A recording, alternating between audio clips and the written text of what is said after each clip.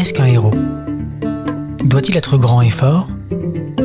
Doit-il être doté de pouvoirs extraordinaires ou bien d'un courage sans faille ? Doit-il inspirer le respect à ses alliés et la peur à ses ennemis ? Ou peut-il s'agir de l'être le plus innocent et inoffensif ? Aujourd'hui, notre héros est fort sans être grand. Il est sage sans être vieux. Courageux, mais pas infaillible. Vous êtes bien dans 12 FPS et aujourd'hui, on va parler de Kirikou et la sorcière. Hé,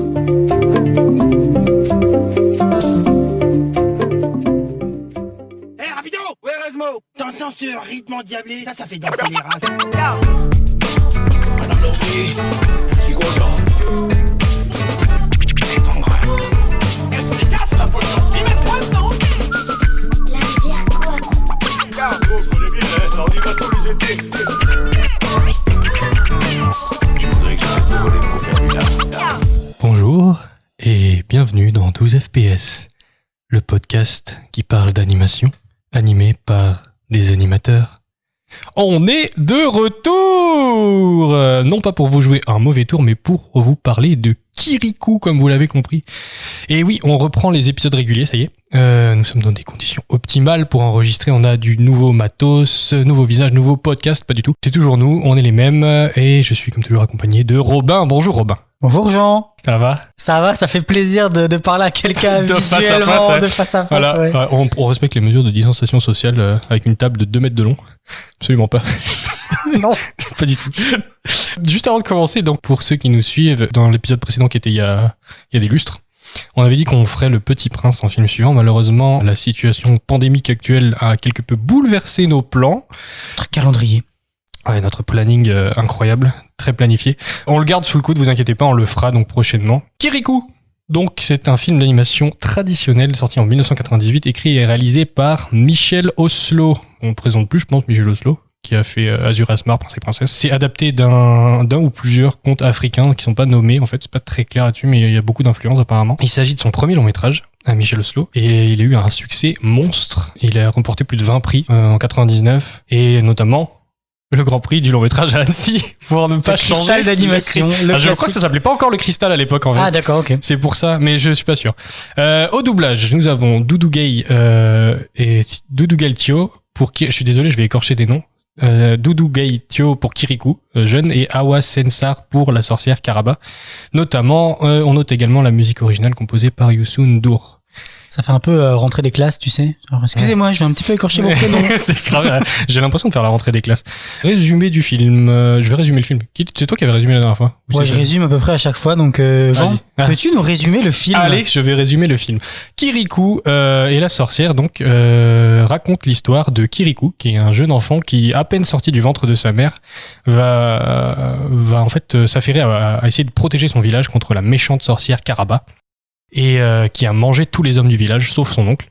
Et il va surtout se demander pourquoi la sorcière est méchante. Il a beaucoup de questions, il est très curieux, et en fait il va mettre en place tout un plan pour comprendre pourquoi la sorcière est méchante et comment la vaincre.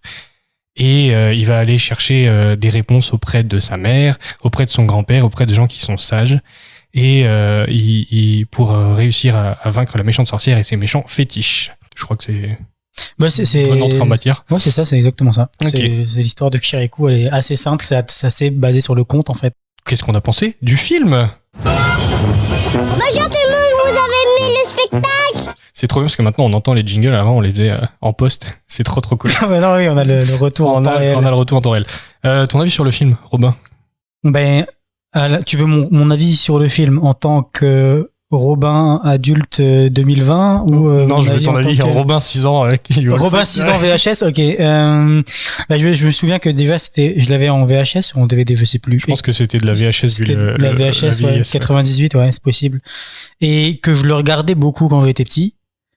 Sans vraiment avoir un affect particulier, mais je pense que je devais bien aimer en fait. Il y avait un truc que j'aimais bien dans ce film parce que je sais que je l'ai beaucoup regardé, donc je sais que je l'ai beaucoup aimé. Donc moi c'est un film que j'ai adoré et que je regarde encore, et que dès qu'on m'en parle, j'ai Ouais. direct des Tu images. tu le connais, ouais. Je le connais, j'ai la chanson oui. avec laquelle je te tanne depuis une semaine. Pas Ou- fatigant du tout d'ailleurs. Non, bah non. Ou tout simplement des trembler de joie, trembler de froid. Voici la sorcière, Caraba. Ouais, j'adorais ces trucs-là, quoi. Et je pense que j'adorais ce film-là parce que ça nous faisait sortir des carcans habituels des dessins animés qu'on avait l'habitude de voir. Et du coup, ça aussi, ça a amené une autre façon d'amener le conte, donc avec les histoires africaines et une autre structure, et donc un autre univers, des autres personnages et tout ça. Et donc, ouais, c'était un truc que j'aimais beaucoup quand j'étais petit, quoi. Et encore maintenant, en fait, le redécouvrir maintenant, j'ai compris beaucoup plus de trucs aussi, de ma perception, mon bagage et tout ça, m'ont fait comprendre d'autres messages que j'avais pas forcément intégrés lorsque j'étais plus petit. Très, très, très bon avis. Je suis assez d'accord. C'est un film d'enfance pour pas mal de gens de notre génération, en fait. C'est un film qui a fait connaître l'animation française à l'international aussi. C'est hyper important. Et moi, je me suis rendu compte que je le connais par cœur, ce film, en le revoyant. Il fait quoi? Il fait moins d'une heure. Qui fait 1h10 avec le générique, quoi. Mais je le connais absolument par cœur. Genre, toutes les séquences, je savais exactement ce qui allait se passer. Et bah, j'ai quand même passé un super moment. Mais j'ai dû le voir une centaine de fois. Et il est trop bien. Ben c'est ça, il y a juste des moments où que t'as oublié, mais dès que tu les vois, il y a tout qui te revient. Par exemple, le passage avec l'oiseau quand il se déguise et tout. Le serpent. J'avais oublié le serpent. Tu vois, le seul truc que j'avais oublié, c'était, je crois, que c'était le serpent. Ouais. Et en fait, en le revoyant, j'ai fait, ah oui, c'est vrai, c'est comme ça, il lui fait une boucle et tout. C'est trop bien. Et je suis un gros fan de Michel Oslo. J'adore ce qu'il fait. J'adore absolument tout ce qu'il fait. Et bien, on va pouvoir passer au plan ou à la séquence qui nous a marqué. C'est brillant, brillant, brillant. Des génies à l'état pur. Quel est le plan qui t'a marqué? Moi, le plan qui m'a marqué, c'est le plan d'introduction, en fait. Directement l'ouverture du film, qui m'avait marqué petit et qui m'a encore marqué maintenant, qui est tout simplement la façon dont Kirikou s'adresse à sa mère, alors qu'il est encore dans le ventre de sa mère, qui, en fait, va poser les bases de toute l'histoire, et en fait, les bases du conte, parce que pour moi c'est vraiment un conte animé où donc il va s'accoucher lui-même, si on peut dire ça comme ça, et il va en fait très vite poser des questions. Où est mon père? Il est pas là, il a été mangé par la sorcière Caraba. Où est mon beau-père ou mon grand-père, et ainsi de suite. Ils ont été mangés par la sorcière Caraba, et donc très vite on comprend qui est l'antagoniste, ce qu'elle fait et c'est quoi le mal qui pèse sur le village, et donc quel va être le rôle de Kirikou. Et du coup on n'a plus aucune question à se poser, on sait très bien linéairement ce qui va arriver. Il va y avoir les différentes étapes, 1, 2, 3 étapes jusqu'à l'affrontement. Après, il va y avoir le développement et la résolution de l'histoire. Et en fait, moi, c'était juste le fait d'avoir un enfant qui parle dans le ventre de sa mère et qui veut maman accouche-moi, un enfant qui parle tout seul s'accouche tout seul. Enfin, je trouvais ça fou, quoi. En fait, ça pose le personnage direct, en fait. Il va tout faire, en fait. Il va devoir tout faire tout seul. Il va devoir tout faire tout seul. Et c'est moi, j'avais juste adoré ce moment parce que c'est tellement surprenant. Tu vois la femme dans sa case en train de caresser son ventre et donc d'attendre que le bébé sorte, et là d'un coup la vibration du haut du ventre qui arrive et qui fait maman enfante-moi, et tu fais waouh, c'est trop bien, c'est trop super. Et puis il y a un beau travail les dessins sont sublimes. C'est Oslo lui-même qui a dessiné tous les personnages et qui a fait tout le design du film, en fait, toute la recherche graphique, et il a fait tous les castings pour les voix, en fait. Il les a fait à Dakar, au Sénégal, pour les voix françaises. Les voix anglaises ont été enregistrées en Afrique du Sud, si je dis pas de bêtises. Et en fait, à la base, il cherchait des gens qui avaient un accent du Sénégal, donc d'Afrique de l'Ouest. Donc c'est pour ça que la mère et d'autres personnages ont fort accent africain, et pas Kirikou, en fait. Et en fait, il a choisi Kirikou parce qu'il a fait c'est à la fois des comédiens et des écoliers pour faire les enfants du village. Et le doubleur de Kirikou, le jeune doubleur, en fait, il l'a pris parce que c'est juste le meilleur acteur qu'il a trouvé en doublage, mais il avait pas d'accent. Du coup, au début, il était là, ça me fait chier, il a pas d'accent, j'aimerais bien parce que ça rajoute cette ambiance au film, ça l'ancre géographiquement là où il est, et en même temps, il est super bon. Et moi, je suis ravi qu'il l'ait choisi parce qu'il est trop fort, en fait.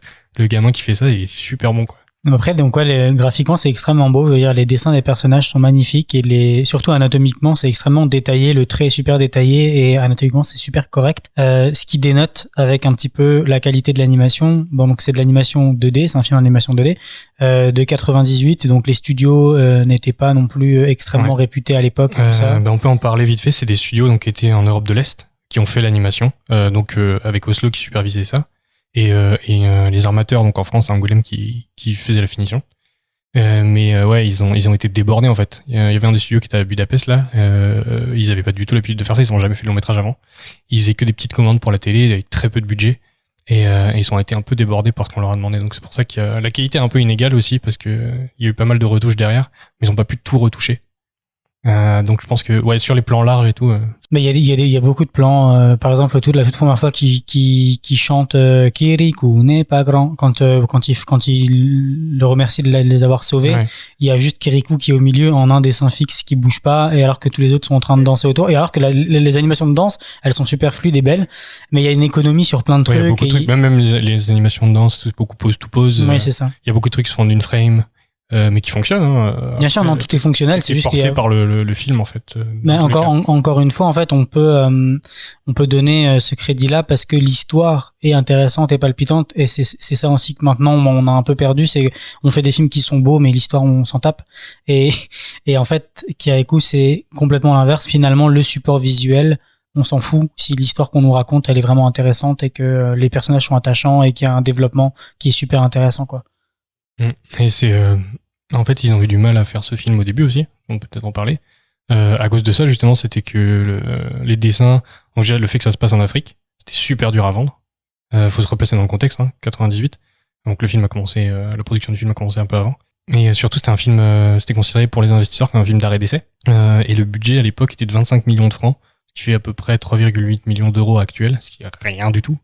Ouais, c'est que dalle, ouais. C'est que dalle. Ils ont dû demander une rallonge de budget d'ailleurs. Donc on a dit que ça a été animé en Europe de l'Est. Par contre, l'assemblage du film, donc le montage. Ouais, le montage, mais plus que ça, c'est-à-dire qu'il y a il y a des dessins différents. Donc il y avait les dessins des personnages, des dessins des décors, etc. Et plusieurs couches de décors, comme ce que faisait Disney en fait avec les caméras. Le compositing, alors voilà, on peut dire. on peut appeler ça du compositing.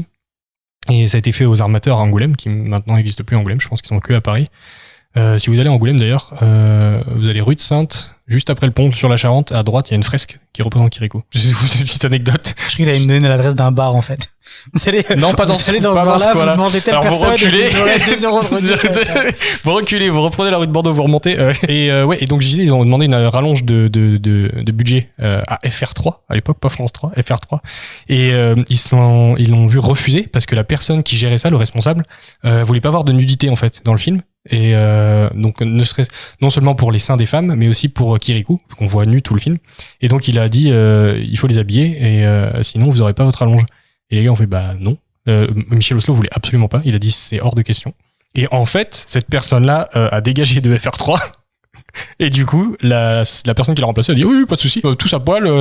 Allez, tenez, Ouais, prenez voilà, votre argent. Mais c'est beaucoup mieux parce qu'il leur a laissé la personne qui a remplacé a laissé une beaucoup plus grande liberté créative en fait. Bah ouais, mais c'est aussi plus témoin des villages en Afrique et tout ça. Où les femmes et c'est ce que sont disait. seins nus et tout ça, quoi. C'est parce que c'était une volonté du réalisateur qui a grandi en Guinée et qui voulait que ce soit comme lui se rappelait en fait. Mais encore une fois, donc au niveau maintenant, je trouve dans les films d'animation, il y a encore tellement de conflits ou de scandales par rapport à ça au niveau de ils ont mis du sang sur telle scène, ou ils ont enlevé une telle scène d'action, ou un bisou, ou maintenant Pixar, regardez, on a fait notre premier personnage LGBT, tout ça. Il y a plein de scandales ou d'histoires vis-à-vis de ça, alors qu'avant je trouvais qu'on en avait un peu plus rien à faire et que on nous montrait beaucoup plus les choses. Typiquement, voilà, moi j'ai regardé ce truc-là, j'avais peut-être 7-8 ans. Ben voilà, c'est surtout parce que pendant une heure tu vois des seins, des zizi dans tous les sens. Tous les films qui ont posé un problème sont distribués surtout aux États-Unis, ou en tout cas en Amérique du Nord. Où il y a un côté beaucoup plus puritain. Ouais, c'est clair. Et c'est vrai qu'en France, il y a plus ce côté arrêt essai ou film indépendant où t'as pas ce problème-là, quoi. Mais de la même année, il y avait le Château des singes, là, que j'ai déjà recommandé dans un épisode, et qui lui a beaucoup moins bien marché. Et qui pourtant était plus dans les thèmes de l'époque, il s'approchait plus des trucs de Disney, il y avait des animaux qui parlent, il y avait des chansons. Et donc il avait beaucoup plus de budget, ce film. Parce que les investisseurs ont fait, ok, bah, c'est comme un Disney. Sauf qu'il s'est vautré le film. Et pour des raisons, voilà, on le fera peut-être dans un épisode, mais il y a de bonnes raisons pour lesquelles il s'est vautré. Alors qu'à côté, Kirikou, pas de budget. Je sais pas combien il a fait, je crois qu'il a fait 1,4 million d'entrées en tout. À l'époque, ouais, à l'époque, c'est énorme. Et donc ils ont largement remboursé leur budget. Et voilà. C'est du tout coup, sur on peut écouter l'extrait. On peut écouter l'extrait de cette intro magnifique. Mère, enfante-moi. Un enfant qui parle dans le ventre de sa mère s'enfante tout seul.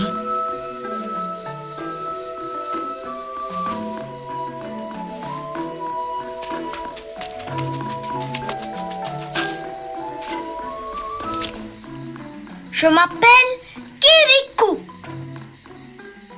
Mère, lave-moi. Un enfant qui s'enfante lui-même se lave tout seul.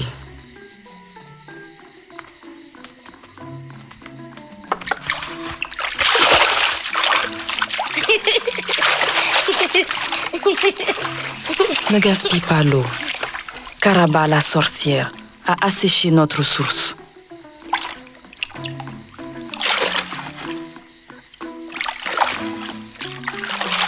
Mère, où est mon père? Il est allé combattre Caraba, la sorcière. Et elle l'a mangé. Donc, comme vous l'avez pu l'entendre, c'est aussi un rythme un peu plus lent, plus espacé, des dialogues beaucoup plus posés, juste avec une légère musique derrière. Et en fait, c'est un peu le ton de tout le film. Ça prend son temps, ça développe vraiment avec beaucoup de lenteur et tout ça. Et ça fait vraiment plaisir de revoir revoir un film comme ça, quoi. C'est ça qui rend aussi toutes les scènes où il y a de l'action beaucoup plus intenses, en fait. Ouais, c'est ça. Parce qu'en soi, c'est pas incroyable. Non, il y a rien de fifou, mais niveau réalisation, mais par contre, tout le rythme du film fait que, par contraste, ça les rend beaucoup plus intenses, en fait. Et toi, Jean, quelle scène t'a marqué dans ce film? Moi, c'est la scène de la rencontre avec son grand-père dans la montagne, Ah oui, dans la grande termitière. J'adore cette scène, et je l'attendais avec impatience en revoyant le film. Mais en fait, tout le build-up qu'il y a vers cette scène est incroyable. C'est vraiment pour moi le point d'orgue du film où il va avoir toutes les réponses qu'il cherche. Il est très curieux, Kirikou. Et pendant tout le film, il demande aux gens du village et pourquoi ci et pourquoi ça, et les gens lui disent on sait pas, arrête de poser des questions. Il y a le vieux dans le village qui lui dit moi je sais tout, et en fait à la fin il lui pose des questions, il fait arrête, tu m'embêtes avec tes questions. Il sait rien du tout. Et quand il arrive vers son grand-père, c'est vraiment le sage, en fait, le grand-père. Puis il y a toute cette intro, donc toutes les couleurs, on était dans la montagne et tout, à l'air libre et tout, et là toutes les couleurs changent et tout, on a des trucs très bleutés de nuit avec les espèces de toucans qui claquent du bec. Je pense que c'est des toucans, j'en sais rien. Oui, c'est ça, c'est des toucans. Ouais. Qui claquent du bec et qui font Kirikou, c'est trop bien. Ouais. Et il arrive et il fait c'est son grand-père et tout, et il commence direct. Il y a pas bonjour, pas merci, je suis fatigué, donne-moi de l'eau. C'est je te pose des questions. Pourquoi la sorcière est-elle méchante? Pourquoi ceci? Pourquoi cela? Parce que de toute façon, il se repose après dans ses bras. Il se repose après, ouais. Et c'est super mignon d'ailleurs. Et parce que c'est vrai qu'il y a ce côté-là aussi, on a tendance à oublier que c'est un enfant. Je pense qu'ils l'ont rajouté après. On a dû se dire, on oublie que c'est un enfant. Il y a plusieurs fois où il fait, je suis fatigué là, j'en ai marre de tout faire pour les adultes. Il faudrait qu'il se bouge le cul. En plus, il est tout petit. Il est vraiment tout petit, ouais. Il est vraiment c'est ridicule, mais c'est trop bien. Le contraste est génial. Et le doublage du grand-père est cool. Et vraiment, il lui fait une espèce de leçon de vie, en fait. Et à chaque fois, je trouve ça génial, en fait. Il lui dit, mais grand-père, tu sais tout? Et le grand-père fait, non, je sais pas grand-chose, en fait. Et il a des réponses à ces questions et il lui dit, mais t'as raison de demander pourquoi tout le temps. T'as raison, demande pourquoi. Mais si tu continues à me demander pourquoi, là, on va remonter à la création de l'univers. Ce qui malheureusement est reproché maintenant aux enfants, c'est qu'on se pose tout le temps des questions et les parents ils font vas-y c'est bon. Tranquille. Mais c'est ça, en fait. Il y avait toujours ce côté, mais je pense qu'on a toujours vécu ça et qu'on vivra ça quand on aura des enfants où, ça va, quoi.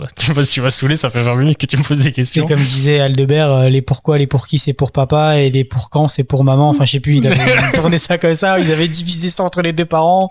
Et, ouais, tu vois, ça peut t'arriver, mais, moi, j'avais un père qui répondait pas mal aux questions et qui disait, ah oui, il t'explique les trucs et tout, mais c'est vrai que c'est pas forcément le cas. Et là, Kirikou, il y a aussi cette frustration pour lui les adultes, ils sont décevants, en fait.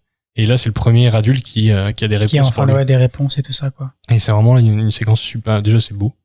Juste trop beau, en fait. La mise en scène est incroyable. Il est au centre de cette grande pièce et tout pointe vers lui. Enfin, c'est génial. Et ouais, moi, c'est un personnage que j'adore, le grand-père. On le voit 2 fois dans le film et. Puis il a une tunique blanche. Donc lui, était un personnage donc qui est noir de peau.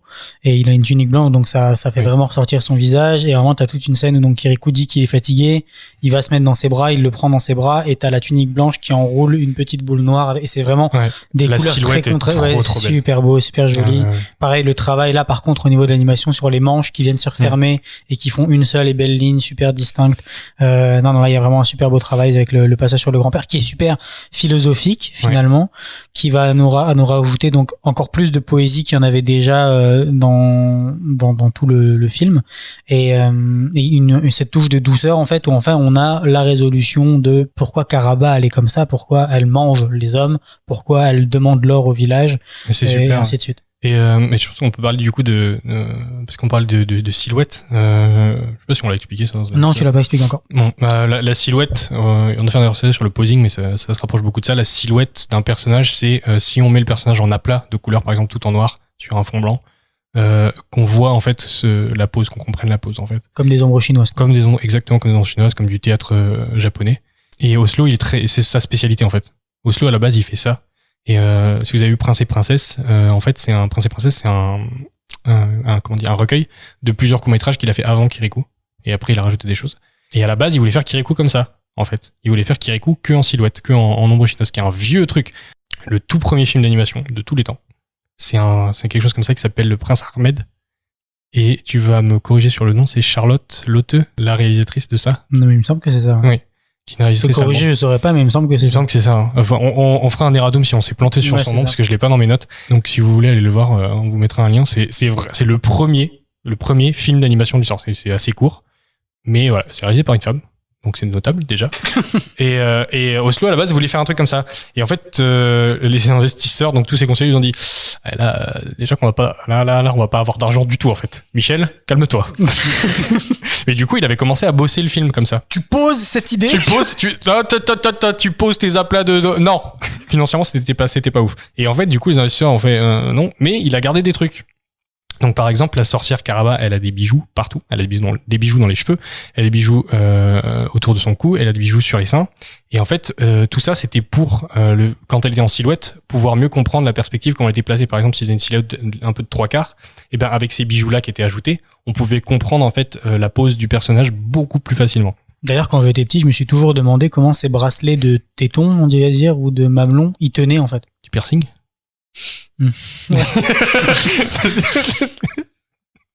Je sais pas.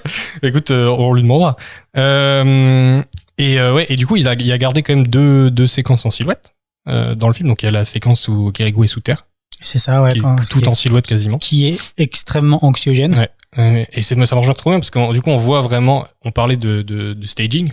Exemple excellent de staging. On voit en fait tout où il va, où il doit aller, tout est fait en 2D en fait, vraiment à plat en fait. Ben, si on veut prendre une référence, je vais prendre une référence récente. Si vous avez joué au dernier jeu de Ori and the Blind Forest, Ouais. quand vous allez dans la map, en fait, dans la carte du jeu, et que vous avez découvert les différentes parties, quand vous dézoomez, vous voyez des galeries sous terre, dans l'eau, dans l'air, dans la neige, et en fait, il reste donc les zones à découvrir qu'il faut aller pouvoir visiter, mais en fait, ça donne juste accès à des galeries comme une fourmilière, en fait, une fourmilière de profil, c'est exactement ça, en fait. On voit toutes les ramifications, les chemins dans lesquels on peut passer et tout ça, et donc, nous, on a des infos que lui n'a pas, puisqu'il a pas cette vision sur et c'est son décor. super intéressant d'avoir ce truc-là. Et la deuxième, je crois que c'est très court, c'est quand la maison de l'autre femme du village qui a pas donné l'or à la sorcière est incendiée. Il y a sa mère en fait qui est en silhouette devant le feu.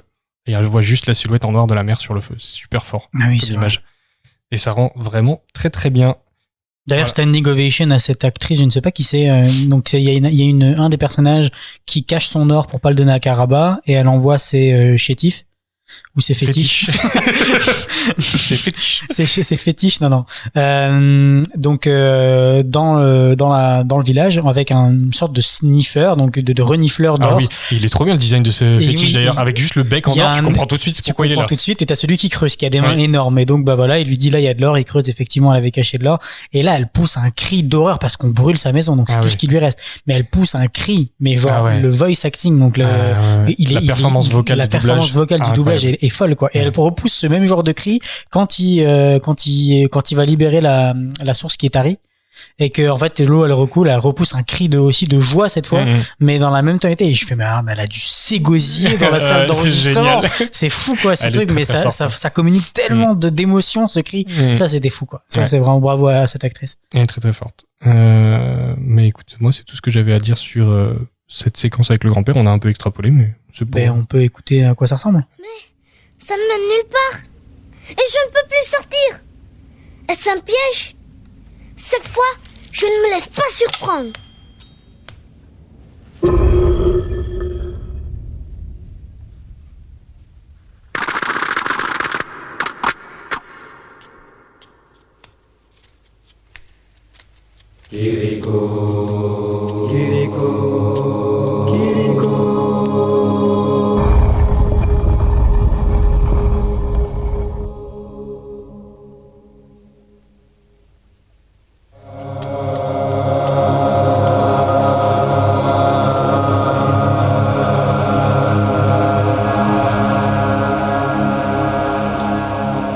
Bonjour, grand-père. Bonjour, Kirikou. Eh ben, on va pouvoir passer du coup au point spécial à aborder. Alors, gros Nébulix, qu'est-ce quoi? C'est quoi que tu nous prépares là, copain? J'adore ce jingle. Romain, de quoi tu voulais nous parler sur ce film? Moi, je voulais parler un peu de, donc, comme je disais, des sens cachés qu'il y a dans ce film. Donc, des trucs que j'avais pas forcément intégré petit, que forcément j'ai compris plus grand. Il y a des trucs que j'avais intégré plus petit, et ce film, je dirais que c'est le film qui a commencé à me faire comprendre que tout n'était pas comme on nous le disait forcément, et qu'il faut toujours aller creuser un petit peu plus loin pour savoir la vérité, ou savoir comment sont faits les ramifications derrière. Je vais prendre l'exemple je me souviens dans Casse-tête chinois de Cédric Clapiche, où il est avec, je crois que c'est Schopenhauer, et il lui dit, on passe la première partie de notre vie à regarder comment c'est fait un tableau, et quand il retourne le tableau, tu vois tous les fils entrecousus dans tous les sens, et on passe la deuxième partie de notre vie à comprendre comment c'est foutu. Le bordel que c'est. Le bordel, et t'as le personnage Xavier qui fait, ah putain, c'est bien foutu. Par exemple, Schopenhauer, lui, il dit que La vie est comme une broderie. On passe la première partie de sa vie sur cette partie-là, du côté joli de la broderie. Mais on passe la deuxième partie de sa vie de l'autre côté. C'est moins joli, mais on voit comment sont agencés les fils. On voit comment c'est fait. putain, c'est vrai. Merci, Schopenhauer. Ça m'aide. Mais en fait, c'est un peu ça. Donc tout le film, donc chaque étape nous montre ça. Donc le film, au tout début, la façon dont c'est amené, il y a plusieurs étapes. Donc comme je disais, comme un conte, où d'abord on va avoir plusieurs, je dirais, combats à battre avant d'aller battre le personnage final. La première fois, donc, il va aider son oncle, et en fait, il se fait passer pour un chapeau qui parle. Pareil, Karaba veut le chapeau qui parle, et puis, pareil, donc elle s'est fait tromper par les apparences, puisqu'en fait, c'était quelqu'un dans le chapeau, donc Kirikou dans le chapeau, qui disait à son oncle, attention derrière toi, attention à gauche, pour pas qu'il se fasse tuer. La deuxième fois, on lui dit, la source elle est tarie, c'est bon, on n'a plus d'eau et on n'aura plus jamais d'eau. Qu'est-ce qu'il fait Kirikou? Il est assez petit pour rentrer dans le tuyau de l'eau et aller dans la réserve d'eau et se rendre compte qu'en fait il y a aussi le truc où c'est super cool, il regarde d'abord dans le tuyau de la source. Et la femme dont on parlait, la Kiri, elle a pas de nom. Non, elle a pas de nom. Elle a pas, ok. Et il regarde dans le tuyau, elle dit, mais il y a rien à voir. Il fait, effectivement, je vois rien. Il fait, tu vois, je t'avais dit qu'il y avait rien à voir. Il écoute et il fait, il y a rien à entendre non plus. Il fait, ah, là, j'entends quelque chose par contre. Et c'est ça qui pousse, parce qu'en fait, il est curieux, c'est tout. Il est juste curieux et c'est ça, en fait, c'est aussi le contraste avec les adultes qui ont perdu leur curiosité, qui ont perdu leur envie de s'émerveiller de la vie, ou d'aller toujours chercher un petit peu plus loin. Ils sont blasés, en fait. Il y a un truc, c'est genre, c'est comme ça, c'est fataliste, la vie, elle est comme ça, point. On en chie et ça sera pas mieux. Kirikou non, donc il va dans le tuyau et puis il se rend compte qu'en fait c'est quoi comme animal, on sait pas, c'est un fourmilier. Je pense que c'est un animal imaginaire. Ça ressemble à un fourmilier. Ça ressemble à un fourmilier qui en fait avait soif quand il était petit, il a commencé à boire et en fait il s'est juste entre guillemets branché sur l'arrivée d'eau et il est devenu une énorme boule animale comme ça qui bouge plus. On entend juste des bruits de déglutissement qui sont dégueulasses et donc là en fait il va aller voler le tisonnier à la femme justement dont on parlait pour aller tristement tuer la bête mais redonner l'eau, percer son ventre et redonner l'eau au village. Donc ça encore une fois ça n'a pas l'air d'être ce que c'est toujours, et pour arriver franchement au truc finale qui englobe tout le film, Karaba elle est méchante, mais on nous dit qu'elle est méchante, qu'elle tue qu'elle mange les hommes et tout ça, mais on sait pas pourquoi déjà elle s'attaque qu'aux hommes, pas aux femmes, pourquoi elle veut l'or, et en fait parce qu'elle est en douleur, et c'est son grand-père qui lui explique, et c'est encore une fois très bien amené parce que ça démontre d'une violence horrible qui a été faite à cette femme. Donc maintenant avec le recul, on comprend qu'elle a été violée ou du moins maltraitée par des hommes dans son passé. Et en fait, ça c'est mis en poésie ou mis en abîme par le fait qu'elle a une épine qui est plantée dans son échine, donc dans sa colonne vertébrale, vraiment au milieu du dos, là où aucun de tes bras n'est capable d'atteindre cette partie pour l'enlever.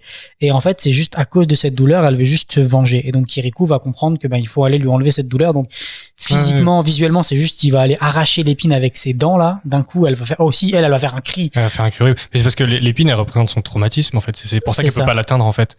Mais ça, juste d'en parler, j'ai des frissons, tu vois. Et donc en fait, c'est encore une fois toujours aller parler aux gens, aller au-delà de ce qu'ils ont l'air de des montrer, apparences, aller au-delà des apparences, aller au-delà de ce qui nous montre, parce que peut-être qu'il y a un truc qu'on comprend pas, peut-être qu'il y a une information qu'on n'a pas, et donc on peut pas juger les gens du premier abord. En fait, c'est ça que Kirikou nous transmet, c'est ne pas se fier à ce qu'on nous dit ou à ce qu'on nous montre. Il faut toujours aller un petit peu creuser plus loin pour être sûr de juger correctement ce qui est en train de se passer et de pas tirer des conclusions trop hâtives. Comme dirait mon père, seuls les poissons savent qu'il faut se méfier des appâts rances. Voilà. Bravo, merci. Ouais, ça fait une excellente transition avec le point que je voulais aborder. Écoute. Eh bien, quel est le point que tu voulais aborder? Je voulais parler en fait justement de ce côté superstition contre le savoir. Il y a un côté méthode scientifique presque dans Kirikou, où justement il y a la remise, ce côté remise en question. Il y a deux personnages de vieillards dans le film.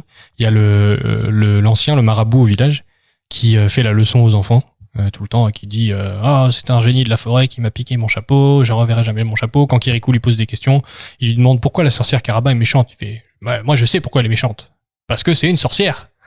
Et Kirikou se satisfait pas de ça. Il fait mais c'est pas une réponse qui me va, moi. Il fait mais pourquoi c'est une sorcière? Et c'est ça que le gars lui dit mais tu m'embêtes avec tes questions, j'ai pas envie d'y répondre, laisse-moi tranquille. Et en fait Kirikou il va toujours creuser. Et il y a d'autres exemples où il se remet même lui-même en question quand les enfants ont été capturés par l'arbre. Et il commence à couper l'arbre à la machette. Et il fait je suis pas assez fort pour faire ça, je peux pas le faire tout seul, aidez-moi. Il y a toujours des trucs comme ça où il est hyper humble en fait comme personnage. Il sait qu'il a une certaine force, il sait qu'il a des capacités, mais il est toujours prêt à se remettre en question et tout remettre tout ce qui l'entoure en question en fait. Il a une sagacité que les autres personnages du village n'ont pas. Mais il a cette pureté aussi parce que c'est un nouveau-né en fait. Tu vois, alors il est rapide, intelligent, fort, certes, mais ça reste un nouveau-né. Tu vois, enfin le film, il a 3 jours quand le film finit. Tu vois, normalement, bon. Et en fait, il est complètement innocent sur le monde. Et c'est pour ça aussi que j'adore la séquence avec le grand-père, parce que c'est vraiment l'apogée de tout ça où le grand-père joue le rôle du mentor, qui va lui expliquer lui faire le bond en avant qu'il lui faut. Il lui explique le problème de la sorcière, qu'elle a cette épine dans le dos, qu'elle a été agressée par les hommes et que c'est pour ça qu'elle veut faire du mal. C'est pour ça qu'elle a ses pouvoirs, parce qu'elle est en colère en fait. Il utilise vraiment ce terme de colère en fait pour la sorcière. Et Kirikou il est là, d'accord, ok, j'ai compris. Et il fait ok, son grand-père lui dit il faut lui arracher l'épine avec les dents. Il va faire tout un système pour il va essayer de la tromper. Il se pose des questions. En plus pour les enfants, il se fait très réflexion à haute voix. C'est ça qui est bien aussi. Le truc c'est qu'en fait la sorcière à chaque fois qu'elle apparaît dans le film, elle est dans l'entrée de sa porte de sa case et elle sort jamais et elle est toujours de face. On la voit jamais de dos. Même quand elle rentre dans sa case, il y a quelques plans où elle fait juste des pas en arrière et elle se décale. Donc on la voit jamais de dos. Donc lui en fait ce qu'il va faire c'est qu'il va la tirer hors de sa case et pour ça il va lui voler son or via le terrier et c'est ça, en fait, il va lui voler son or et donc elle va vouloir le récupérer et donc elle va devoir sortir de sa case. Très bonne plantée récoltée d'ailleurs. Parce qu'elle elle prend l'or des femmes au début, des femmes du village au début, et à la fin, c'est ça qui va servir à la vaincre, entre guillemets. C'est ça, ouais. Et du coup, ça lui fait perdre ses pouvoirs. Et elle redevient gentille. C'est ça, en fait, elle redevient gentille, et en gros, il a juste montré que, il fallait qu'elle se laisse approcher par quelqu'un, un homme. En plus, c'est un homme qui lui règle son problème. Enfin, c'est un petit garçon donc il fallait qu'elle se laisse approcher par quelqu'un qui va lui montrer une autre façon, parce que peut-être que oui, elle a été maltraitée dans le passé, mais ça veut pas dire que tous les garçons sont comme ça ou inversement. Et il y a tous les côtés superstitions donc avec la source maudite par exemple où Kirikou approche et fait mais ne va pas vers cette source, c'est interdit, elle est maudite, tu ne peux pas y aller. Et il fait si regarde, je peux m'approcher, il y a pas de souci, je suis pas fait frapper par la foudre. Et même s'il manque de mourir noyé en fait, il va continuer à chercher des trucs comme ça. Et même quand il va parler à son grand-père, il va demander mais pourquoi la sorcière elle mange les hommes, parce que pour lui c'est pas logique, tu vois. Et le grand-père il fait non, elle mange pas les hommes, elle les change en fétiche en fait, c'est tout.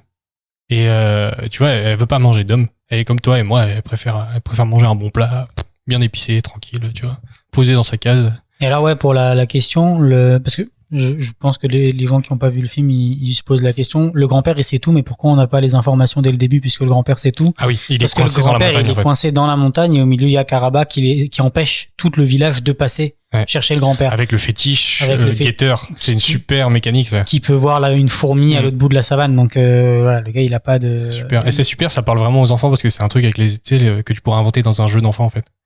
Un fétiche qui voit tout, il faut se cacher, il faut jouer à cache-cache avec lui.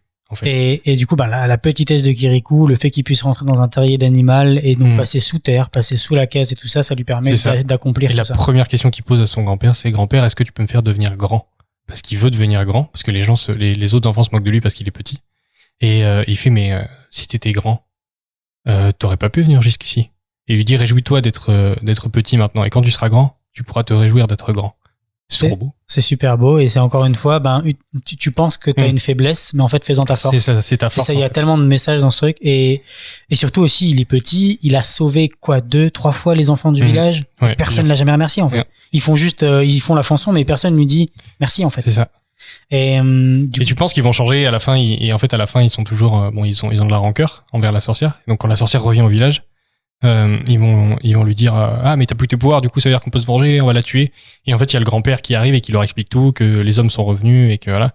Mais sûr, encore une fois ils sont. Il arrive porté par tous les hommes du village qui ne sont plus des fétiches en fait. Des fétiches, ouais. Et ça du coup ça se finit quand même sur une bonne note, mais c'est vrai que ça aurait pu très mal se finir. Et donc à la fin Kirikou devient grand. Oui. Parce que en fait, donc il libère la sorcière de sa douleur en lui enlevant l'épine dans le dos, en l'arrachant avec ses dents. Et lui, il veut devenir grand, donc il demande à la sorcière qui a quand même des pouvoirs. Il veut l'épouser en fait. Il veut l'épouser. Et donc il lui demande finalement, elle lui dit moi je peux pas épouser un enfant. Il lui dit ok alors embrasse-moi juste sur la bouche. Pareil, ça je veux dire maintenant, personne mettrait ça dans un film. Un adulte qui embrasse un enfant sur la bouche. Non. Jamais on verrait ça. C'est ça. Et du coup, il le fait. Et pourtant, c'est même moi, quand je le voyais petit ou même en le voyant maintenant, c'est pas mal pris. Je suis pas choqué de voir cette image-là. C'est très beau en fait. C'est très beau et juste comme poétique, quoi. tu vois, c'est l'équivalent de la sorcière la princesse qui embrasse la grenouille. Oui.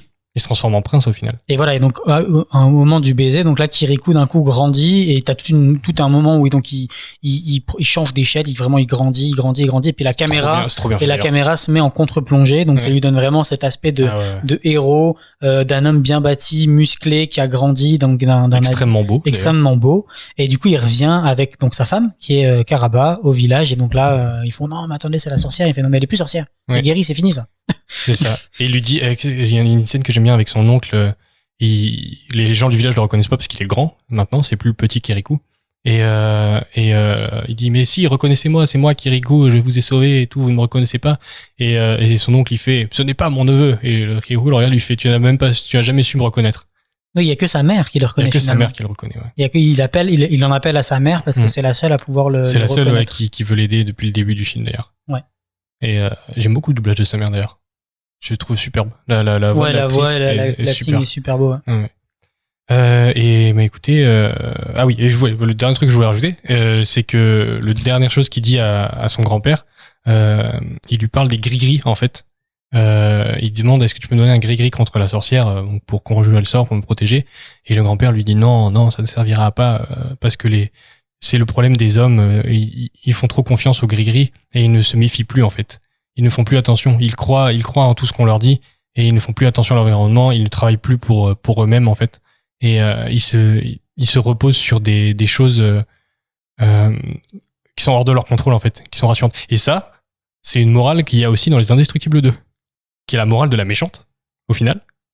Mais dans Les Indestructibles 2, la méchante est méchante parce que, attention spoiler si vous l'avez pas vu, parce qu'elle reproche en fait aux citoyens de se reposer trop sur les super-héros et de pas prendre les problèmes en charge eux-mêmes en fait, et de se reposer sur ces super-héros et cette idée que ça ira, de toute façon il y a des super-héros, on est tranquille, on n'a pas besoin de travailler pour quoi que ce soit, de résoudre les problèmes de crime, voilà.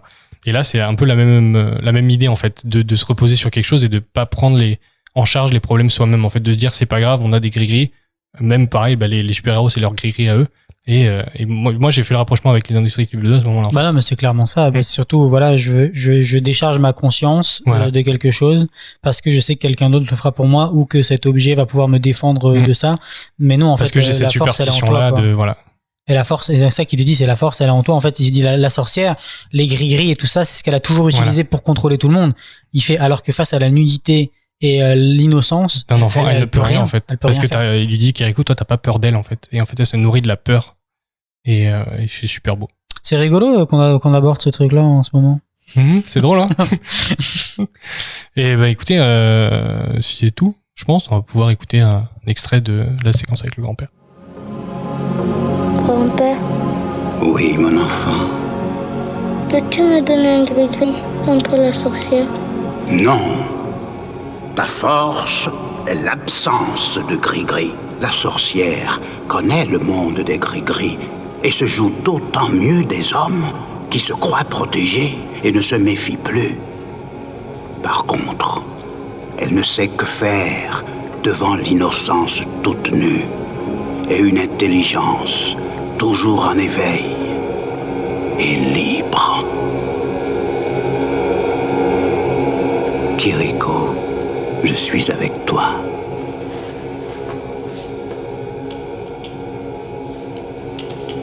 Adieu, grand-père. Au revoir, mon fils. Est-ce que on a autre chose à ajouter sur ce film avant de conclure? Voilà, ça me semble pas mal. Ouais. Moi, je suis content de refaire redécouvrir ce film à ceux qui l'ont déjà vu ou pas vu. Ouais. Parce que c'est vraiment quelque chose d'essentiel. Je dirais que c'est une pierre à l'édifice de l'animation française et aussi de l'élévation des consciences. Ça fait plaisir de regarder tout ce qui est comme je disais, des films qui sortent un peu des carcans habituels dans des pays dont on n'a pas l'habitude d'en voir une représentation. Et que c'était vraiment en 98 super audacieux de la part de Oslo de faire ça, quoi. Et ça a été un coup de maître en disant au début de l'épisode que ça a été un film extrêmement important pour l'industrie de l'animation en France. C'est grâce en grande partie à ce film qu'on a vu que les films de Sylvain Chomet ont pu être produits. Parce que les gens ont fait confiance, les investisseurs ont pu faire confiance. Sylvain Chomet, c'est les triplettes de Belleville et Illusionniste. Voilà. Si vous avez pas vu les films de Sylvain Chomet, foncez en fait. C'est du génie, c'est superbe. Il a en plus sa patte graphique. La patte graphique qui est incroyable. Qui est reconnaissable entre mille. Persepolis, c'est ce genre de film aussi. Et c'est des films qui parlent, qui sont entre guillemets pas des Disney, donc qui parlent de d'autres sujets plus ou moins graves. Mais surtout qui sont des sujets qu'on n'a pas l'habitude forcément de voir dans le cinéma d'animation. On pense pas à ça en fait quand on parle de cinéma d'animation. On pense à des sujets pour enfants. Kirikou fait ça très bien. Mais en fait, si vous l'avez vu enfant, revoyez-le en fait avec un regard d'adulte. C'est vraiment intéressant. Enfin, c'était vraiment une expérience intéressante. C'était super parce qu'en fait tu te rends compte aussi de la douceur qui est mise en place dans ce film, parce que je me souviens pas avoir été choqué par ce film petit. Non. Alors que pourtant ça parle de violence conjugale, sûrement de viol. Enfin, oui, ça parle de sujets terribles, ça parle de pillage, ça parle de violence, ça parle ça parle presque de massacre aussi, parce que les hommes, on pense qu'ils sont morts au début. Et en fait, ça c'est vraiment, c'est pour ça que je le dis plusieurs fois, c'est vraiment la structure d'un conte, parce que les contes qu'on nous a racontés étant petits, le petit chaperon rouge, barbe bleue, enfin c'était contes qui étaient horribles, et pourtant on allait dormir avec ça. Bonne nuit. Il a tué ces 6 femmes différentes manières dans différentes Candide, chambres. aussi, moi ça me fait penser à Candide. De Voltaire. De Voltaire, ouais, à chaque fois. Le côté conte philosophique, apprentissage. Ouais, c'est ça. Et en fait, il a vraiment cette patte de pouvoir mettre cette douceur qui raconte des faits horribles. Et du coup, moi, comme je disais, donc quand j'étais petit, j'ai jamais été choqué par ce film, ou j'en ai jamais fait des cauchemars. Et j'en garde plutôt un bon souvenir, via les chansons et tout ça. Et à chaque fois qu'on me dit, on regarde Kirikou, je suis partant. C'est toujours avec plaisir, en fait. C'est vraiment bien. Donc c'est ça. En plus, la manière dont il a de raconter le conte, c'est que parce que les contes africains, la manière dont les structures des contes africains sont faits, sont vraiment différentes de la manière dont on fait les contes en Europe. Comme en Asie, la manière dont il gère la narration des contes, elle est différente. Et en fait, il a réussi à faire rentrer ça dans la manière de narrer un conte comme on fait en Europe. Oui, c'est ça. C'est un conte, c'est une histoire qui se passe en Afrique, mais qui est quand même adaptée pour une audience française et européenne. Ouais. À la base. Et du coup, on n'est pas perdu, on suit tout ça sans problème. Et puis, moi, je voulais aussi. C'était quoi l'histoire du personnage, le compositeur de la musique qui est devenu. Alors ça, c'est une histoire fabuleuse. Donc Youssou N'Dour, qui est sénégalais et qui est devenu ministre de la culture au Sénégal. C'est quand même génial. Le compositeur du film, voilà. Donc et pareil, les musiques permettent aussi d'ancrer tout ça dans l'environnement, et c'est vraiment c'est un truc à voir.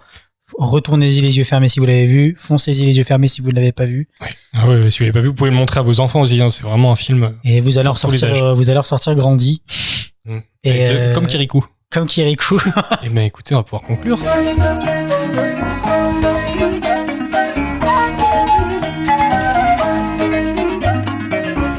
Kirikou est petit, mais il réfléchit. Kirikou est petit, mais il réfléchit. Kirikou n'est pas grand, mais il est vaillant. On va pouvoir conclure avec nos recommandations. Robin, est-ce que tu as une recommandation pour nous? Moi, j'ai une recommandation d'une série, qui est un animé que ma compagne m'a fait découvrir très récemment et qui très bizarrement se mélange avec le côté éducation et élèvement spirituel et des consciences qu'on a dans ce film. Ça s'appelle Assassination Classroom. Et donc c'est un animé, donc un manga, donc vous pouvez lire, ou sinon il y en a 2 saisons. Très rapide et très facile à regarder, où en fait donc l'histoire principale c'est qu'il y a un personnage qui a détruit 70% de la Lune, qui arrive sur Terre et qui devient prof dans une classe, et les élèves ont 1 an pour tuer ce prof, sauf qu'il peut se dépasser à Mach 20. Oui, sinon c'est la Terre qui explose. Voilà. Et donc ils ont 1 an, donc il y a un ultimatum extrême et il peut se déplacer à Mach 20.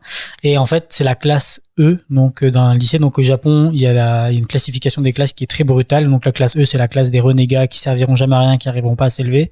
Et donc le prof devient prof de cette classe. Et en fait pendant 2 saisons on va voir à quel point ce prof s'investit, alors qu'il y a cette dualité où ils veulent le tuer et lui il arrive à contrer tout ça, et en même temps il arrive à faire s'élever chaque élève avec sa manière et c'est prenant.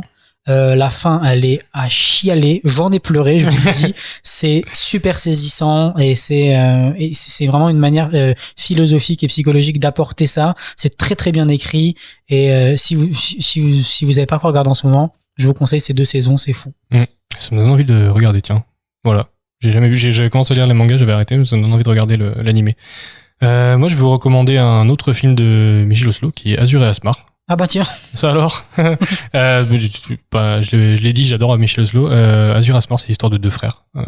Voilà, une rivalité amoureuse entre 2 frères, c'est super beau, juste pas grand chose à ajouter, allez le voir. C'est aussi un conte. Voilà. Et là par contre c'est en 3D. C'est en 3D avec un effet 2D. Le rendu est moins beau que celui de Kirikou, je trouve. Voilà, le truc, donc on en a pas parlé, mais il y a eu des erreurs qui ont été faites pour moi dans le futur de Kirikou. Ah oui. C'est qu'il y a eu 2 films Kirikou. Il y a eu 2 autres films Kirikou qui sont des comment t'appelles ça, des compilations de courts-métrages en fait. Ce sont pas un film complet. Ouais. Donc il y a Kirikou les bêtes sauvages. Les bêtes sauvages, et Kirikou les hommes et les femmes. Voilà. Et là ils sont en fait ils ont basculé plus dans une 2D mais dans une 3D avec un rendu 2D. Très bas budget. Je sais pas qui les a fait. Peut-être été fait en France pour le coup, dans des studios angoumoisins. Ouais, c'est très possible. Et par contre là, on retrouve vraiment pas cette vibration qu'il y avait pour le premier, ou qui est vraiment pour moi l'essence même de Oslo. Et donc c'est un peu plus, je dirais, mauvaise qualité, c'est moins passionnant, c'est moins fou quoi. Mais comme je disais, j'ai toujours l'impression que c'est ça aussi, c'est que dans les premiers trucs que les réalisateurs ou les compositeurs ou les chanteurs ils font, c'est le premier truc qui fait que c'est l'essence de ce qu'ils ont vraiment. En général, quand on voit le premier truc, c'est le premier truc réussi. Ouais, quand on parle du premier truc, parce qu'il y a souvent des trucs avant qui sont, c'est pas ouf. Voilà, et après il y a des déclinaisons et ils perdent un peu de leur saveur parce que on aimerait bien retrouver la saveur du premier truc qu'on a eu. Et puis, je pense qu'on est déçu en tant qu'audience. Oui, parce qu'on a une attente. Ouais, on a une attente et ça dépend. Tu vois, il y a des gens qui essaient des trucs. Un exemple de ça, c'est Damien Chazelle. Moi, c'est un réalisateur que j'aime beaucoup. Et son premier film, on pense toujours que c'est Whiplash, mais il a fait un autre film avant, un long métrage dont j'ai perdu le nom, mais qui est vachement moins bien quand même. Et c'est pour ça. Et après, il a fait La La Land, que j'adore. C'est un de mes films préférés. Et les gens étaient là, ouais, mais Whiplash c'était quand même mieux. C'est différent en fait. C'est pas la même chose du tout. Ouais, et c'est pareil. Après, il a fait First Man, qui est un autre truc, qui est peut-être moins bien. Ok, moi j'étais moins conquis, mais ça a quand même ses qualités. En fait, c'est juste qu'ils essayent des choses quoi. C'est réel. C'est ça qui est intéressant. Ouais. Donc voilà, on a dévié. J'ai l'impression qu'on a dévié. Ouais, on a dévié. Et donc pour revenir à Azur et Asmar, ça a été fait à Pipangai, c'est ça? Ah, c'est une très bonne question, je sais pas. Il me semble que c'était fait à Pipangai, donc je crois que c'est à l'île de la Réunion. Ouais, c'est à l'île donc c'est un studio, il y a un studio d'animation français qui est à l'île de la Réunion. Si vous cherchez du boulot au soleil près d'un volcan. C'est clair. Voilà. Ils ont fait Zombillenium, ouais, en partie. C'est quand même un bon studio quoi. Oui, non, c'est un très bon studio. Voilà. Mais écoutez, on vous retrouve dans le prochain épisode. On parlera du tombeau des Lucioles, donc préparez vos mouchoirs. Je suis pas prêt. Ouais, moi non plus. Voilà, merci de nous avoir écoutés. N'oubliez pas, allez voir des films d'animation. Salut. Bisous.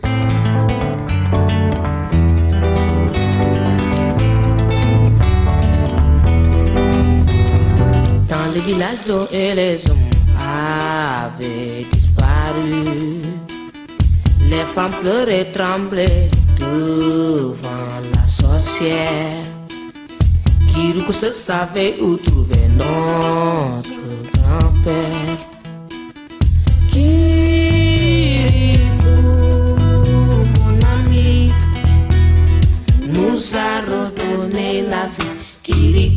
n'est pas grand, mais il est voyant.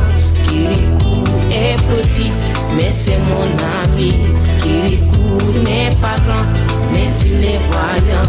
Kirikou est petit, mais c'est mon ami. Sur la route des flamboyants, du haut de la case Caraba, les fétiches surveillent le village. Kirikou demande pourquoi Caraba est si méchante. Kirikou, mon ami, nous a redonné la vie. Kirikou n'est pas grand, mais il est voyant.